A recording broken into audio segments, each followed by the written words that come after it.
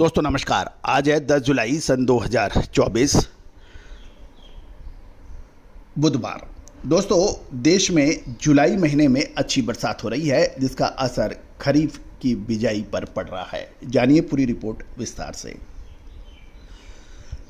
दोस्तों Ajay astro money गुरु देश का पहला चैनल है जो 42 कमोडिटीज 5 मार्केट पर लगातार अपडेट और विश्लेषण आप तक प्रस्तुत करते हैं।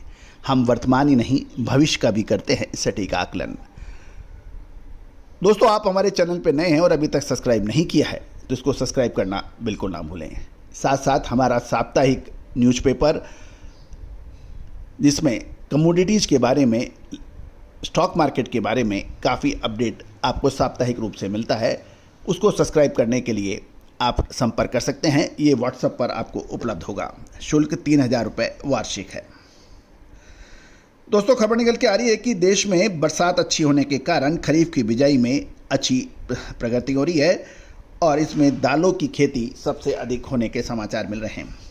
गौरतलब है कि जून महीने में बारिश की औसत से कमी थी, लेकिन जुलाई महीने के प्रथम सप्ताह में औसत से अधिक यानी सामान्य से 39% अधिक बरसात दर्ज की है मौसम विभाग ने जुलाई प्रथम सप्ताह में।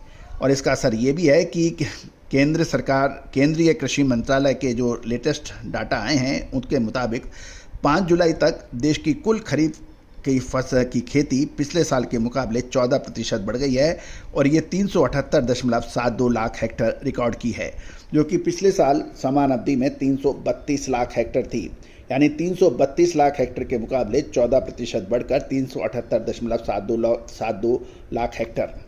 इसमें सबसे ज़्यादा बढ़त और इजाफा दालों की खेती में देखा गया है, जो ये 55% बढ़कर 36.81 लाख हेक्टेयर हो गई है। और इसका प्रमुख कारण दालों की बेहतर क्षितिजी और ऊंची कीमत मानी जानी चाहिए।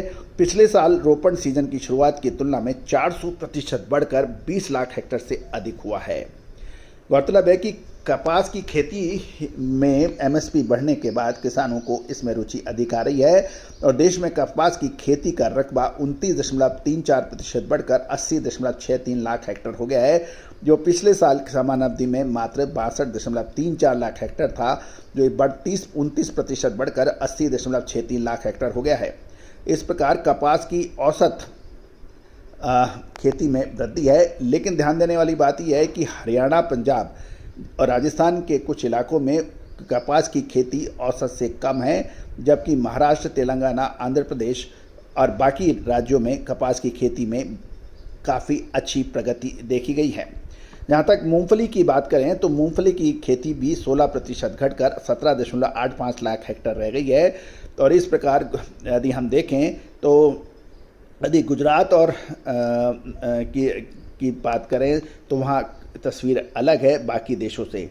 जहाँ तक मोटे तौर पे देखें तो धान की बिजाई में 19.36% की वृद्धि है, दलहन में करीबन 54.79% की वृद्धि है, हल्दी के अंदर 409.05% की वृद्धि है, क्योंकि पिछले साल हल्दी की बिजाई 4.09 लाख हेक्टेयर में हुई थी, जो बढ़कर 20.82 लाख हेक्टेयर में हो गई है।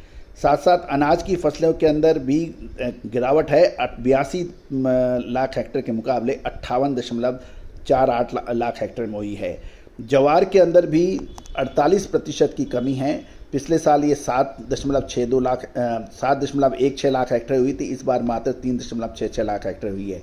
बाजरे की बिजाई में भी 73% की कमी बताई जा रही है।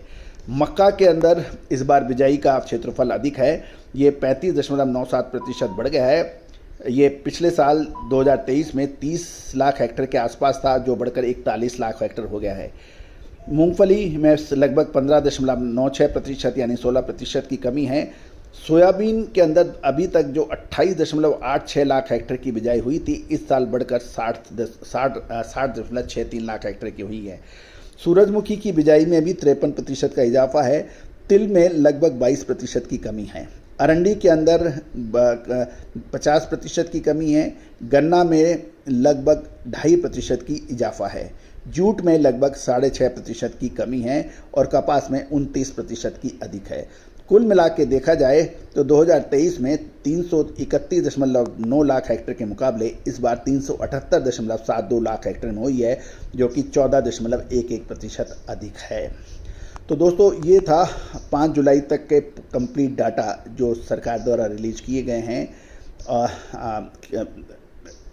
साउथ वेस्ट मानसून यानी खरीफ की फसल के। उम्मीद है कि ये सभी जानकारियाँ आपके लिए इन्फॉर्मेटिव रही होगी, लाभ कर रही होगी। दोस्तों आने वाला समय गेहूँ, मक्का, बाजरा के अलावा मसालों में इलायची, छोटी इलायची, बड़ी इलायची, सौंफ, अजवाइन, मेथी, हल्दी, इन सभी पर महत्वपूर्ण रहने वाला है। और ये भी ध्यान देने वाली बात है कि व्यापार समझ का है, व्यापार सूचना का है, व्यापार अनुमान का है, व्यापार साहस, बुद्धि और पूंजी का है।